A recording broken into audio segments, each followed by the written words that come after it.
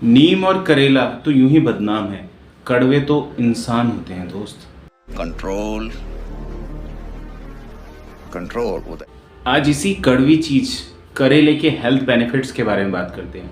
करेला हमारी हेल्थ पर बहुत अच्छा इम्पैक्ट डालता है अगर हम उसको थोड़ा थोड़ा रोज या कभी भी रूटीन में अपनी डाइट में रखते हैं। अगर हम आम भाषा में बात करें करेला हमें क्या क्या हेल्थ बेनिफिट्स देता है, तो इसमें 3-4 चीज़ें कॉमन काम करता है। अगर बात करें वेट घटाने की, बॉडी का फैट बर्न करने की, तो करेले बहुत अच्छा इम्पैक्ट दिखाता है। उसके साथ अगर ब्लड शुगर रेगुलेट करने की बात करें, उस पर भी इसका बहुत अच्छा इम्पैक्ट है। और साथ ही अगर आपका कोलेस्ट्रॉल लेवल हाई चल रहा है और आप उसको नेचुरली कम करना चाहते हैं, तो करेला उसमें भी बहुत अच्छा इम्पैक्ट दिखाता है। करेले में विटामिन ए और विटामिन सी, फोलेट, जिंक और आयरन अच्छी मात्रा में होता है। ये बहुत सारी बीमारियों में हमें हेल्प करता है।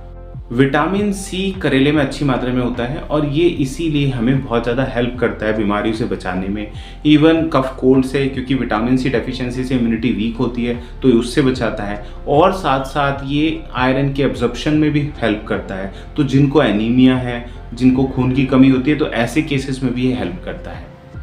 इसके साथ साथ इसमें फोलेट होता है जिसको B9 भी बोला जाता है। ये भी हेल्प करता है सेल डिवीज़न में, और जब सेल की ग्रोथ हो रही होती है उस नॉर्मल सेल के फंक्शन के लिए भी विटामिन B9 फोलेट बहुत ज़रूरी होता है। तो करेला अगर हम बात करते हैं ओवरऑल हेल्थ की, तो ये तो मैंने छोटे छोटे पॉइंट्स बताए, और भी ऐसे बहुत सारे पॉइंट्स हैं जो करेला हमें हेल्थ बेनिफिट्स देता है। तो आपको करेला ज़रूर खाना चाहिए।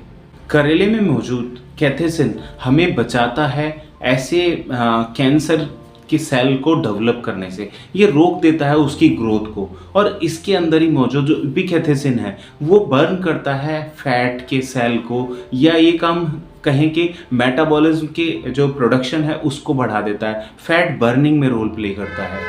अब बात आती है करेले को आप खा कैसे सकते हैं। करेला तो बहुत कड़वा होता है, तो जिन लोगों को कड़वे से प्रॉब्लम नहीं है उनको करेले का जूस निकालकर बहुत अच्छा फ़ायदा देता है। आप थोड़ा सा भी आधा करेला, एक करेले का भी जूस अगर डेली पीते हैं कुछ दिनों तक, हमेशा नहीं पीना चाहिए, कुछ दिन 15-20 दिन या 1 महीना आप लगातार पिए तो आपको बहुत अच्छा बेनिफिट मिलेगा। और अगर आपको डायबिटीज़ है, आपको शुगर है, टाइप 2 डायबिटीज़ में करेला क्योंकि बहुत ज़्यादा इफेक्टिव होता है, तो अगर आप टाइप 2 डायबिटीज़ में थोड़े दिन करेले का रस पी सके, करेले का जूस पी सके, तो वो आपको बहुत हेल्प करेगा। आप ग्राइंडर से निकाल सकते हैं, ग्राइंड करके, इवन उसमें थोड़ा पानी डाल के फिर बाद में छान के भी ले सकते हैं। और अगर आपको प्रॉब्लम है, आप कड़वा नहीं खा सकते, तो आप दूसरे तरह से भी करेला यूज कर सकते हैं। जैसे करेला सब्जी के तौर पे बनाया जाता है, अब उसमें भी 2 तरीके कॉमनली यूज करे जाते हैं। एक करेला को काट कर उसको बॉईल करके लोग सब्जी बनाते हैं, और कुछ लोग उसको काट कर नींबू उसमें नमक डालकर छोड़ देते हैं ताकि उसका कड़वापन कम हो जाए, और फिर उसको सब्जी की तरह छोंक देते हैं। एक और तरीका कॉमनली यूज किया जाता है कि करेले को पीसेस करके उसको फिर तल दिया जाता है, उसको तलने में हल्का सा गला दिया जाता है और फिर उसको मसाले डाल के छोंक दिया जाता है। आप किसी भी फॉर्म में करेला खाएंगे तो वो कहीं ना कहीं तो आपको हेल्थ बेनिफिट्स करेगा, क्योंकि रस तो सीधा सीधा रॉ फॉर्म में तो वो तो बहुत ज़्यादा असर करता ही है, बट अगर आप वैसे भी लेंगे सब्जी बना के भी तो भी आपको बहुत अच्छा हेल्प होगा। साथ में अगर आप जूसेस ले सकते हैं, और थोड़ा बहुत ज़्यादा कड़वा नहीं, बट अगर हल्का सा भी कड़वा आप ले सकते हैं, तो घी और करेले का मैच बहुत अच्छा होता है। आप जैसे 80% घिया लीजिए और 20% पार्ट आप करेला लीजिए, और इन दोनों को ग्राइंडर में या जूसर में जैसे भी करके आप इसका जूस निकाल के ये भी लीजिए, तो ये भी आपकी हेल्थ में बहुत अच्छा इम्पैक्ट दिखाता है। इस वीडियो को लाइक करें, हमारे चैनल को सब्सक्राइब करें और बेल आइकन जरूर प्रेस करें।